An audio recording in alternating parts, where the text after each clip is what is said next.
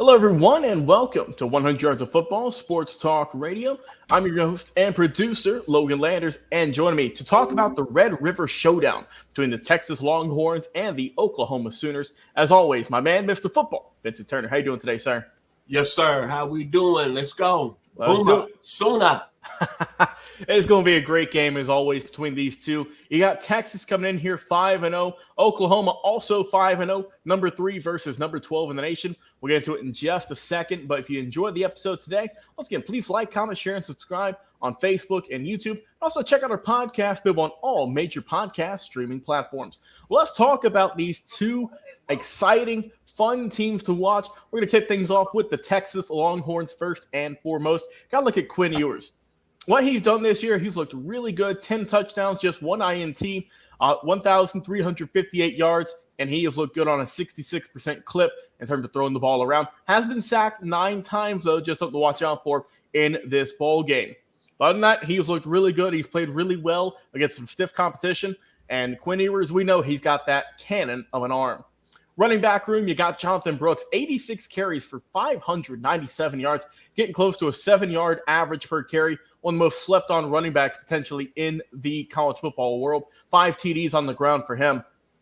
The receiving game, you got guys like Xavier Worthy, A.D. Mitchell, Jatavion Sanders, Jordan Whittington. I mean, the list goes on and on in terms of talent that this team has for Texas. But if you look at a weak spot on their team, Vincent, I mentioned it in the previous game with Maryland and Ohio State. You can go check out. But the kicking game for Texas, a little bit spotty. 9 of 14 when it comes to field goals made on the year. 64%. Can't be having that in this game here against Oklahoma. Going to the defense, you've got some great talents with Jalen Ford leading the way. 32 tackles on the year for him. They got 13 sacks as a team, all really well distributed, with Byron Murphy the second having 2.5. You got Ethan Burke with 2, Anthony Hill Jr. with 2. Passes defended are doing well there. Also, they've got 11 on the year and 6, count them 6 INTs with Jalen Ford and Jaron Thompson. Both those guys getting 2 a pop. So I think, man, Texas has looked really, really good this year. And I think it's going to be a tough task for Oklahoma. But, man, Texas, they have looked great. Mr. Football, your thoughts on the Longhorns so far this season and how they can pick up a win against the Sooners? I'm looking at the Texas Longhorns. Go Horns. Hook 'em Horns. Bevo. Everybody knows that I went to the University of Arkansas from 1978 to 1981. And at that time, Texas had Fred Akers as the head coach. And Texas was a really strong, prominent as far as college football programs in the nation. And I look at this Texas team, and all I think about after this season with Steve Sarkisian as their head coach, Texas is for real. They beat a very good Alabama team in Tuscaloosa by 10 points. They beat Kansas last week, another good team that was undefeated. And I was looking at that football game. I said, okay, Texas had a big win over Alabama. Can they sustain this? Are they the best team in the Big 12?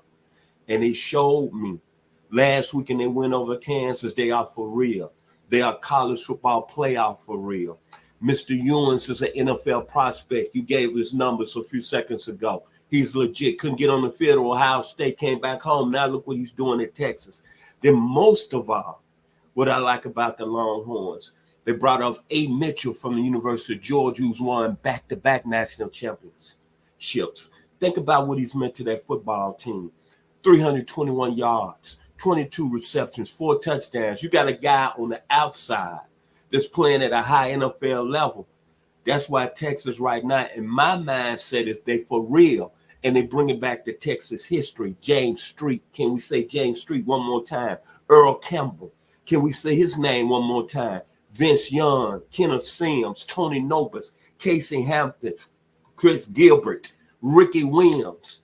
Mr. Marijuana smoking Ricky Williams. The Longhorns are back, baby.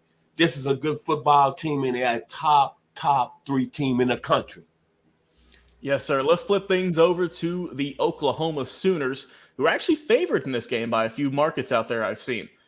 Man, Dylan Gabriel has had a phenomenal season. When you look at guys who have had good years in terms of the quarterback position, you have to throw this man in there. 15 touchdowns, only 2 INTs, 1,593 yards, and an insane 75% completion percentage.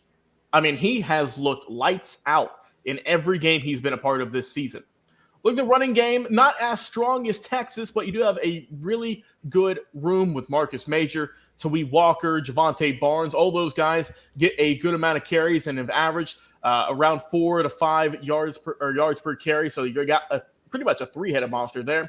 Wide receiving room, you got Adrill Anthony, 387 for him, leading the team or second on team in terms of receptions, behind Drake Stoops, who's got 203 yards for him. And I mean, it's just a really good, really talented Oklahoma Sooners wide receiving core.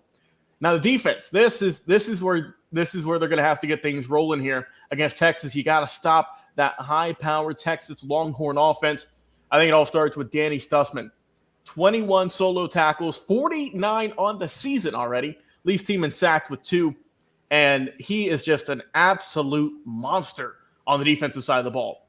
Behind him, you've got some really good players as well, like Jaron Kanak, Kip Lewis, to name just a few more.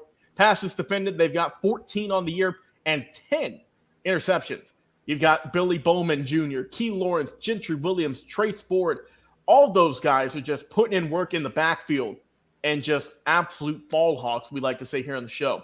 So Oklahoma, man, they've got a really good, really balanced team. I can see why some people would favor them, but this is a very big test against a gamed Texas Longhorns team who's looking to prove some haters wrong, hoping that they are going to be in the college football playoff this year. Oklahoma, they've got a really talented team. Mr. Football, can they get it done against Texas this week? Your thoughts? I want you to think about this football game for 1 minute. This is the last time these two teams are going to play as members of the Big 12. They're coming to the SEC next year. Then think about this. You got Texas, as I just mentioned with Steve Sarkisian.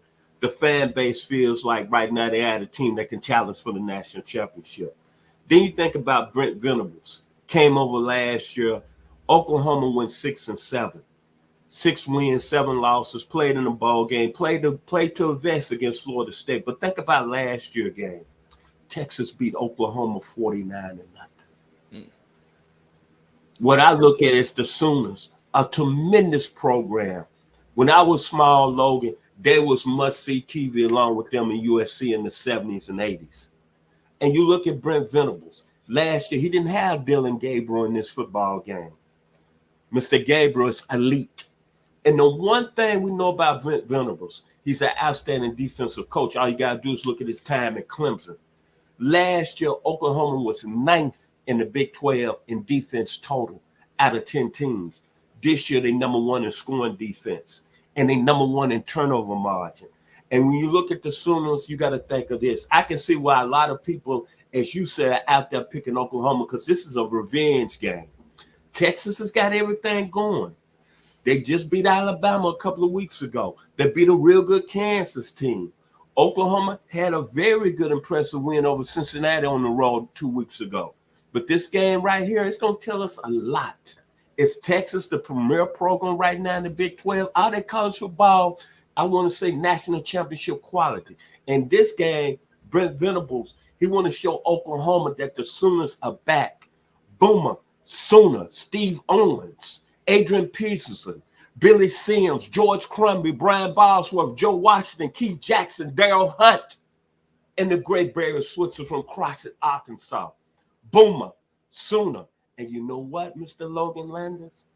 I think I got to take Oklahoma in this game. Simply because of the revenge factor. See, Mr. Steve Sarkisian, you doing well over in Texas. No question about it. With what you did last year, and you embarrassed this fan base in this program, Oklahoma, it's too much royalty there, man. Last year, Texas won this football game 49-0. And Vince Venables' first year. I don't count that. But look where this Sooner football team is at now.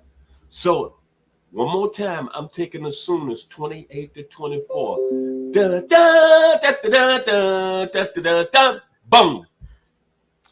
My final prediction for this game, I have this one being close, but I'm going to go with the Texas Longhorns getting the win in this one. Final score, I'm going to go Texas 38. And I'm going to go with Oklahoma 35, a 3-point ball game to end the Big 12 portion of the Red River Showdown. I think it's going to be a tremendous game this upcoming Saturday. Going going to be fun to watch, must-see TV. As always, Mr. Football, Vincent Turner, it's a pleasure talking college football in general with you. I've been your host and producer this evening, Logan Landers. Enjoy the rest of your nights, everyone. We'll talk to you again on another live episode.